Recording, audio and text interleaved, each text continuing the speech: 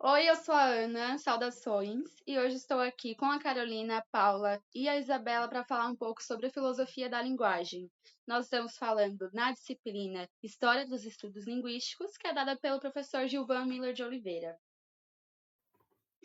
Saudações, eu me chamo Isabela e eu vou começar apresentando o nosso trabalho falando um pouco sobre o diálogo crático, que é super importante para entender sobre a filosofia da linguagem. Então, o diálogo crático ele foi um diálogo platônico com três personagens: Sócrates, Hermógenes e Crátilo.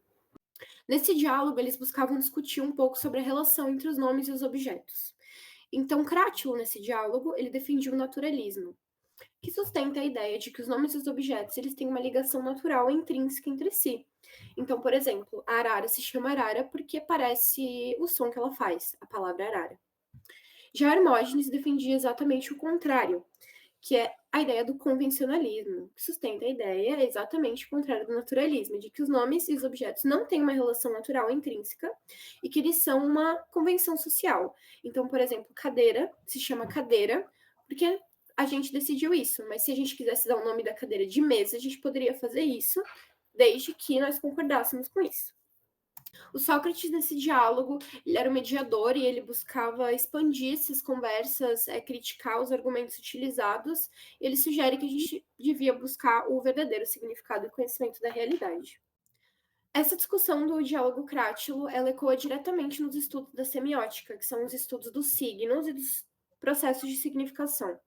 Então, enquanto Hermógenes e Crátilo eles discutiam há muito tempo atrás sobre a arbitrariedade e a essência dos nomes, muito tempo depois, no início do século XX, um linguista suíço e filósofo chamado Ferdinando de Saussure criou o conceito de signo linguístico.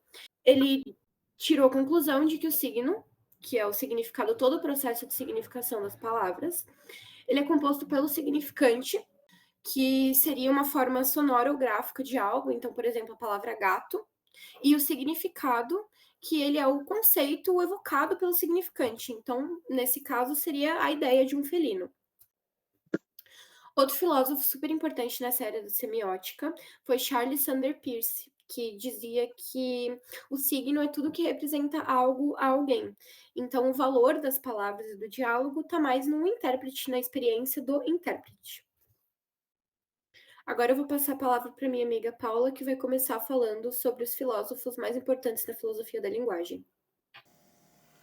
Oi, gente, eu sou a Paula e eu vou falar sobre dois filósofos muito importantes para a filosofia da linguagem. Um deles é Gottlob Frege, que foi considerado o pai da lógica moderna, porque no final do século XIX para o século XX teve a virada moderna, a famosa virada linguística, que foi influenciada por Gottlob Frege e sequencialmente por Bertrand Russell. Gottlob Frege foi um filósofo lógico alemão que revolucionou a filosofia da linguagem. Tudo que a gente entende sobre pensamento, realidade, linguagem, tudo isso foi revolucionado por Frege e isso incentivou outras filosofias e também outras linguagens. Frege revolucionou totalmente a forma que nós entendemos a linguagem e a relação entre elas. Então, Frege introduziu a distinção entre sentido e referência no contexto da linguagem. Nisso, ele argumentou que o significado de uma expressão não é apenas a sua referência, que é o objeto na qual ela se refere, mas também o modo que ela se relaciona com esse objeto. E essa ideia de Frege, ela teve um grande impacto na filosofia analítica, especialmente na forma como nós entendemos a linguagem e o significado das palavras e das frases. A matemática influenciou muito a teoria de Frege sobre a lógica e a filosofia da matemática. E Frege também foi considerado um dos fundadores da tradição da filosofia analítica. E isso influenciou outros filósofos, como Bertrand Russell e Wittgenstein. A ênfase de Frege na clareza conceitual, no estudo da linguagem, na análise lógica, nos problemas filosóficos, ajudou a moldar as correntes filosóficas dominantes no século XX. Então, o impacto de Frege está na maneira como ele revolucionou a lógica e a filosofia da linguagem. E nisso ele estabeleceu muitas bases para muitos debates filosóficos seguintes. Outro filósofo matemático que foi inspirado por Frege, foi Russell. Ele também teve um grande impacto na filosofia da linguagem, só que ele criticou tudo que Frege propôs. Ele focou mais na relação entre linguagem e realidade, só que ele focou de um jeito mais pragmático. E nisso ele desenvolveu a teoria das descrições, que diz que expressões como o rei da França não tem valor nenhum se não tiver um objeto correspondente. Ele também criticou as abordagens de Frege, argumentando que a análise lógica ela precisa ser bem mais cuidadosa com as descrições de linguagem natural. E nisso, a teoria de Russell ajudou a esclarecer como nós lidamos com as expressões, como alguém ou algo na linguagem. Tanto Russell como Frege, eles foram fundamentais para a lógica e para a filosofia da linguagem, cada um com uma visão distinta sobre como a linguagem representa o mundo. E nisso eles estabeleceram muitas bases para futuros debates filosóficos que se seguiram. Oi, eu sou a Ana e eu vou começar falando um pouco sobre o Ludwig Wittgenstein. Ele é um austríaco que nasceu em 1889 e morreu em 1951. E antes mesmo de ser filósofo, ele era engenheiro e matemático. Bem, justamente por conta da matemática, ele se muda para a Inglaterra para estudar com Russell, e lá ele acaba tendo um contato mais profundo com a filosofia, e assim vai lançar seu primeiro livro, que é o Tratado Lógico-Filosófico. Justamente com esse primeiro livro vai ser o que vai marcar a primeira fase do pensamento dele, que é o primeiro Wittgenstein. Existem o primeiro e o segundo Wittgenstein. Bem, o primeiro Wittgenstein vai ser pautado na primeira obra dele, que é o Tratado Lógico-Filosófico, e ele vai investigar primeiro a relação entre a linguagem e o mundo. E ali ele vai falar que no mundo não se podem ser comunicadas, não se pode ser explicado coisas que não existem, porque não existem palavras para elas. E segundo, ele vai falar sobre a relação entre a linguagem e o pensamento. Por exemplo, a linguagem usada em campos como matemática e física, elas são mais compreensíveis entre os estudiosos por serem ciências exatas, por ser uma coisa mais exata e que não muda. Já na filosofia, os pensamentos são mais difíceis de compreender entre um pensador e outro, justamente por ser um campo muito mais aberto e até mesmo impreciso, aberto a muitos pensamentos diferentes. E isso acaba causando muito mais debates em relação a outras disciplinas, como as que eu acabei de mencionar. Aí, como exemplo dessa questão dos debates na filosofia, a gente pode acabar citando o diálogo crático, que a Isa acabou de explicar também. O segundo Wittgenstein, ele é pautado na obra Investigações Filosóficas, e aqui ele vai negar tudo que ele falou no primeiro. Aqui ele vai assumir que a língua não é perfeita e vai dizer que a gente tem que usar de jogos de linguagem para fazer os outros entenderem melhor a gente. O que são os jogos de linguagem? É basicamente você mudar a linguagem na qual você fala, dependendo do contexto, da situação ou com o indivíduo no qual você está conversando. Bem, e ali ele fala que a gente tem que cooperar também para as outras pessoas entenderem o que a gente fala, que é essa questão do uso do jogo da linguagem, e também para a gente compreender as outras pessoas realmente. Sendo que até a própria filosofia ela é repleta de diferentes linguagens e diferentes pensamentos, por isso a gente tem que ter sempre a cabeça aberta para compreender eles. E partindo da questão de que existem diferentes linguagens para diferentes situações, a gente pode perguntar para vocês e se perguntar também: como seria uma utopia da filosofia da linguagem? Como seria um mundo perfeito para a filosofia da linguagem, para os linguistas que estamos conhecendo na filosofia da linguagem? Para responder isso, a gente precisa partir do pressuposto de que a língua é imperfeita. E isso se deve a várias razões. E nós temos aqui 5 delas para vocês, 5 delas que são mais importantes e uma vai ligando a outra. A primeira seria o fato de que existem muitas palavras nos nossos vocabulários com mais de um significado. Aí já parte para o próximo, que elas dependem, as palavras e as frases dependem de um contextos específicos para significar coisas diferentes, ou seja, dependendo de onde colocamos uma frase ou uma palavra, o contexto dela vai mudar completamente. Terceiro ponto é a limitação do vocabulário, onde faltam realmente muitos termos para expressar uma série de sentimentos e sensações, pensamentos. O quarto ponto é que a linguagem sempre está evoluindo e todo dia aparecem palavras novas e novos significados para termos que já existem. E por último é o fato de que todos nós falamos de maneiras diferentes, é a diferença de falar no modo de cada sujeito. Agora, com o pressuposto aí já em mente, eu vou passar a palavra para Carolina, que vai concluir esse pensamento sobre a utopia da filosofia da linguagem. Olá, eu sou a Carolina e hoje eu vou falar sobre dois temas que estão dentro da filosofia da linguagem. Vou falar sobre a ideia de corrigir a língua que está proposta pela utopia e em seguida vamos discutir sobre como a linguagem foi utilizada ao longo dos anos para moldar realidades sociais e políticas. Como foi abordado ao longo desse trabalho, a língua não é perfeita.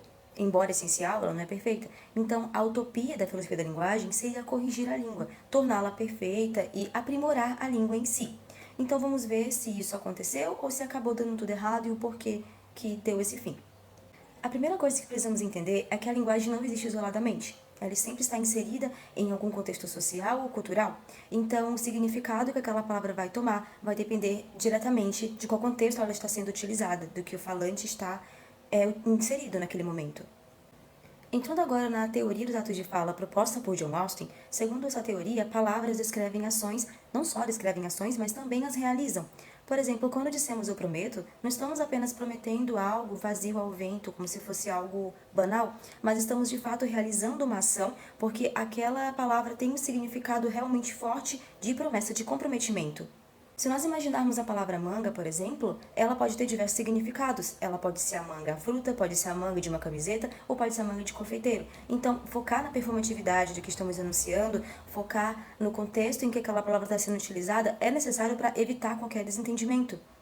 E é justamente por essas questões que o campo da filosofia da linguagem é um campo de constante evolução, justamente por investigar essas ambiguidades das palavras, focar nessas questões das imperfeições, ela tenta moldar para torná-la de fato perfeita ou ideal. Então, essa pesquisa contínua que nos ajuda a entender melhor sobre as falhas, as potencialidades da linguagem em si, ela trabalha junto também com outras disciplinas, acaba realizando um diálogo interdisciplinar. Ela dialoga com a psicologia, que também tenta entender como que nós compreendemos as palavras e a utilizamos em um contexto do dia a dia, no nosso cotidiano.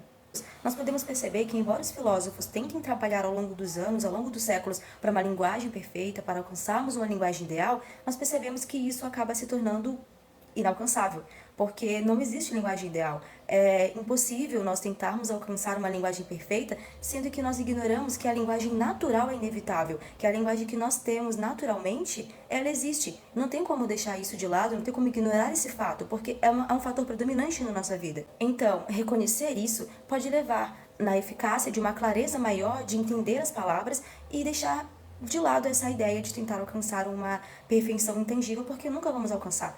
Então, é muito mais fácil nós focarmos na clareza, na compreensão e na eficácia da comunicação em si.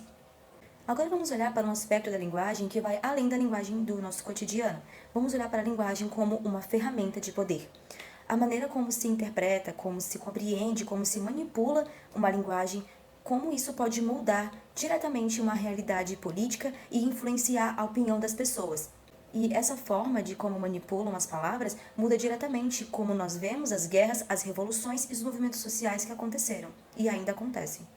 Agora eu vou listar 3 exemplos que pode nos ajudar a compreender melhor como é que a linguagem foi utilizada de uma forma que pudesse manipular as pessoas e tentar influenciar outros países e potências e em geral. O primeiro exemplo que nós temos é a Guerra Fria. Durante a Guerra Fria, a linguagem e a forma como utilizavam a linguagem para moldar a opinião pública foi crucial e foi muito marcante.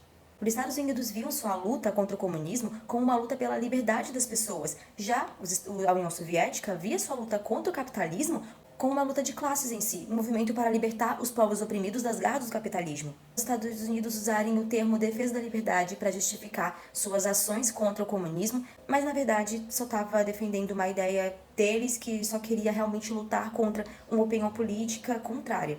Já a União Soviética utilizou o termo liberdade dos povos para justificar suas ideias. Ela dizia que o comunismo era um movimento progressista e libertador que estava ali para ajudar as pessoas a se livrarem das garras do imperialismo capitalista.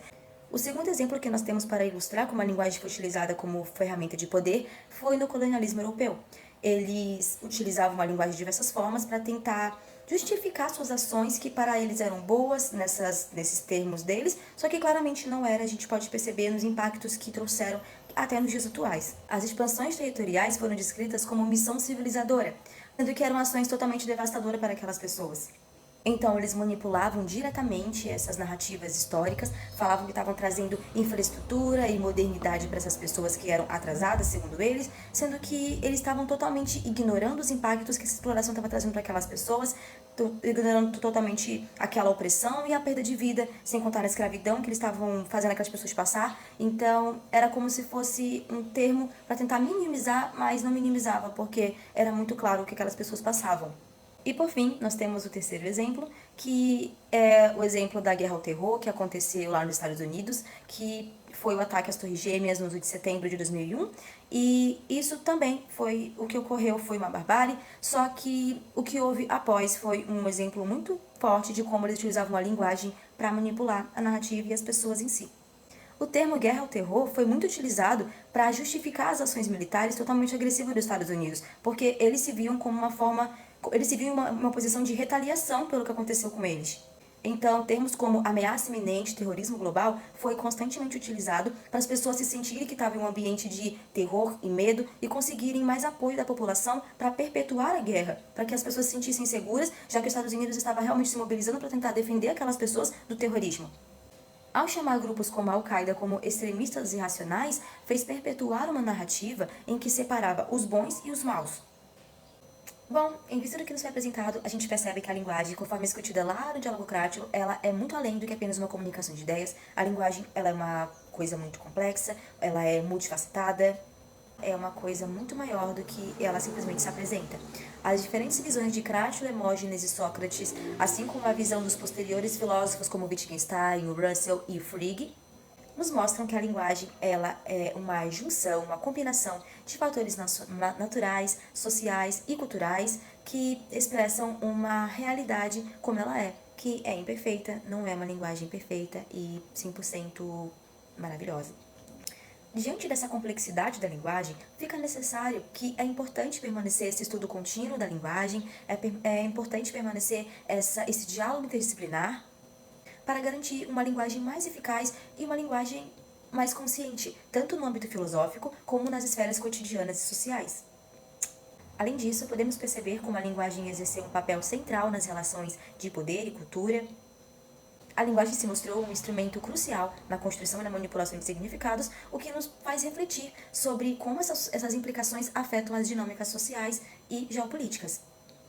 Ou seja, em suma, fica claro que a linguagem, ela, apesar das suas limitações, ela também é uma ferramenta poderosa de poder, de comunicação, ela expressa ideias e a construção do conhecimento humano. Muito obrigado, espero que vocês tenham compreendido o conteúdo. A Isabela, a Paula, a Ana Clara e eu agradecemos profundamente. E é isso, muito obrigada a todos.